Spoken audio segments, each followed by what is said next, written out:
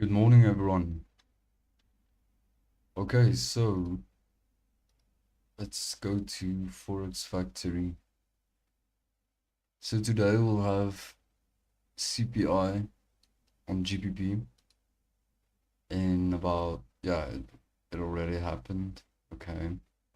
Then we have unemployment claims around New York Open.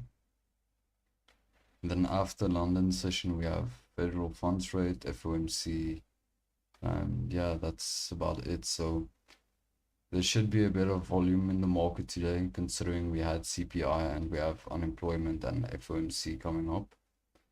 So we'll see. There is a big chance that I might stay out, but for now, let's head on to the charts and see what we get.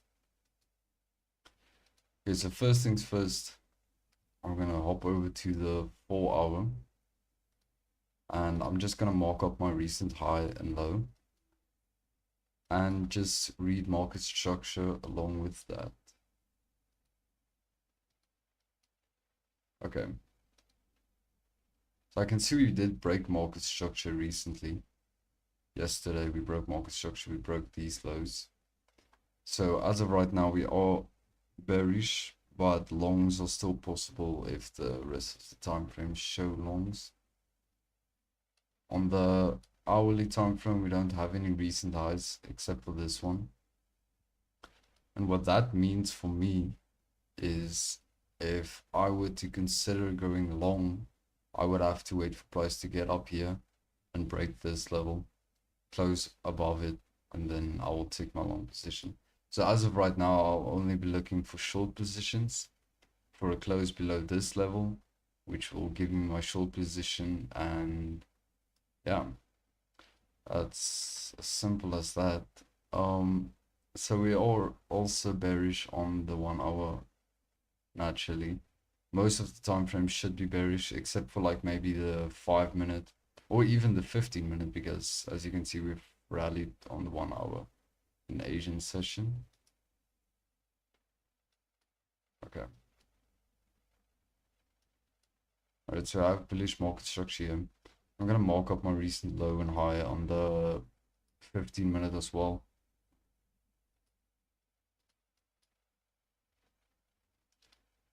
Okay. So we have our recent highs and lows.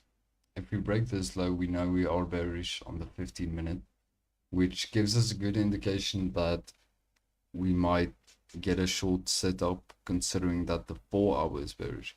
So our highest probability trade as of right now would be a short trade.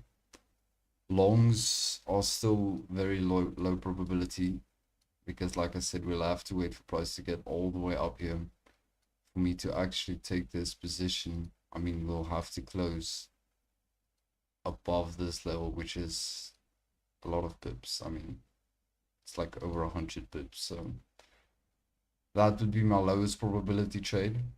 And right now, my highest probability, like I said, would be the short position. But not only that, considering we have unemployment claims and FOMC coming up later in the day, we might never see price push up to this level. And even if it does push up to this level, it might only be later in the London session, like in the PM session. And I wouldn't take a trade then, because let's say, just as an example, price closes above this level at, let's say, right after unemployment side, like let's say 2:45, then I'm taking my position at 2:45, right?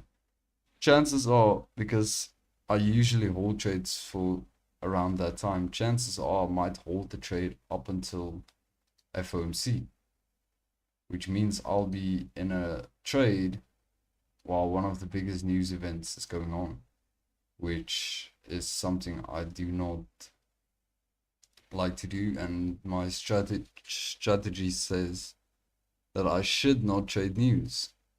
So I like to avoid it as much as I can, and I will try to avoid it today as well. So what I'll be doing is I will just sit and wait. So let me write this down. 4 hour time frame is bearish. 1 hour is bearish. The 15-minute as of right now is bullish, meaning the lower time frames like the 5-minute would be bullish. And let's see what the 1-minute is doing. Let's just verify the 5-minute. I believe it should be, yeah. 5-minute is bullish as well. And the 1-minute should be bullish also, yeah. So we are bullish on the 3 low time frames. So basically what I'll do is I'll wait for price to align on all the time frames, because it makes the trade higher probability if you make sure that all the time frames you use actually align. So I've 3 out of 5 of my time frames, luckily there are the lower time frames that are bullish. My 2 high time frames are bearish. So of course the bearish setup would be a higher probability considering my high time frames are bearish. So once the 15-minute starts to become bearish, we know that our setup will start to play out, because considering these are the recent lows on the 15-minute, for the 15-minute to become bearish, we'll have to close below these lows, meaning we're getting close to the hourly lows and the 4-hour lows. And if we do get a close then below these lows, I can then take my short position. So I'm just going to wait for price to get down to this level. I'm just going to mark up like a alert, and I'll check back in like an hour or so, see where price is at. And also, yeah, if price closes above, I would say 11 a.m. So in about 2 hours and 15 minutes, if we still haven't gotten a close above this level, then I wouldn't take a long position for the rest of the day. And just a side note, there is a scenario where I could take a long position for that.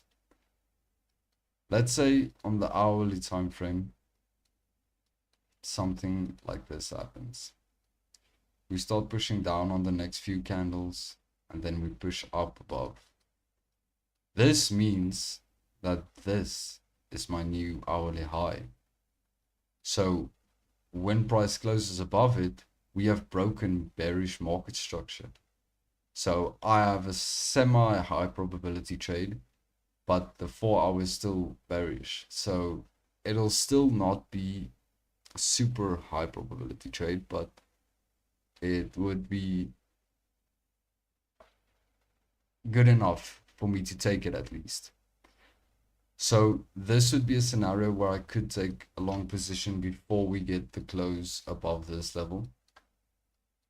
But I don't believe anything like that should happen. But we'll see. Whatever happens, happens. And I'll just react to it. So I think that is about it.